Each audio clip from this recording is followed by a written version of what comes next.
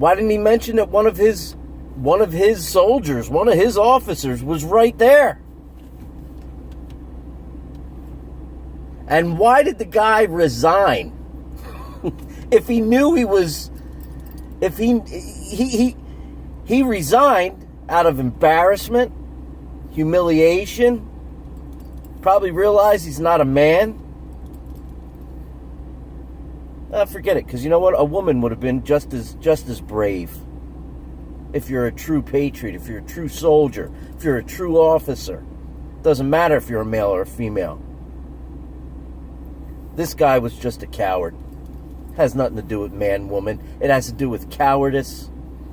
And there's, in the Army, there's our Army core values, 7 of them. 2 of them: personal courage, selfless service. I mean, I go on, but those 2 alone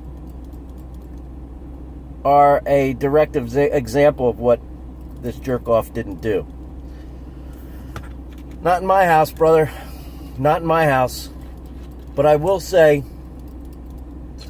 that round table pissed me off, or that town hall, whatever you want to call it, pissed me off.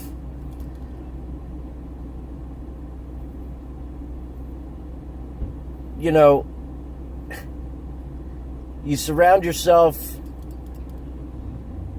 by a town of grieving, scared, confused people. I'm not even going to call them liberals, but that's what they were. Who's obviously taught their children, brave little kids, each and every one of them. I feel for them in my heart. But you can tell that they were just spewing out things that their parents taught them. Working on the emotions and the sensitivities and the grief of the people that surrounded them and of the viewers. Who's going to not feel sorry for a child who just watched their buddy get shot and killed? Who's scared, who's crying, who's screaming and hollering, and then people, instead of saying, come on, kid, give me a break. You don't have enough life. And unfortunately, your friends that got shot, killed, they're not going to ever have enough life. But you don't have enough life, enough experiences, enough knowledge to truly and honestly know what you're talking about. But then that one guy gets up and starts barking at Rubio like that guy. Poor example. Poor example. Anyway, there's going to be some serious changes made after today's events, and after some of the pie on the faces of the people that were screaming the loudest. After that starts to settle in a little bit, I think there's going to be some real decisions made and some real...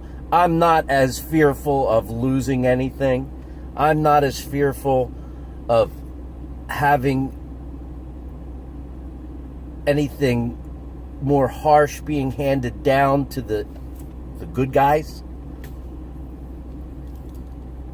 as I was even yesterday, to be honest with you. So I hope you all power forward, stay the course, sympathize, mourn, and remember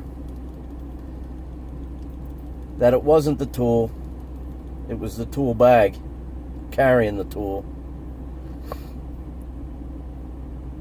And ultimately, It's going to be the instrument that you've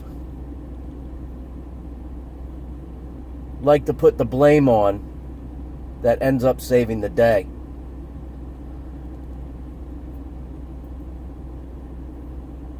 And I would like to ask everyone to go take a look on my Facebook page at a little thing that I posted up there regarding the movie A Few Good Men and the "You Can't Handle the Truth" scene. I think the events of the recent past puts a totally new spin on that one scene, the best scene in the movie.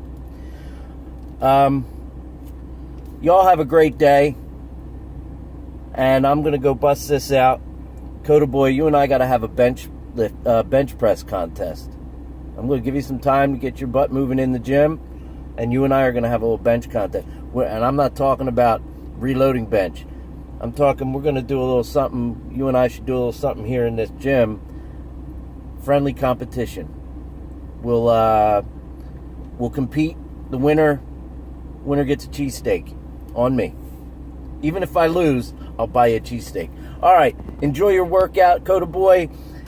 All the rest of you, have a great day. Shoot 'em straight.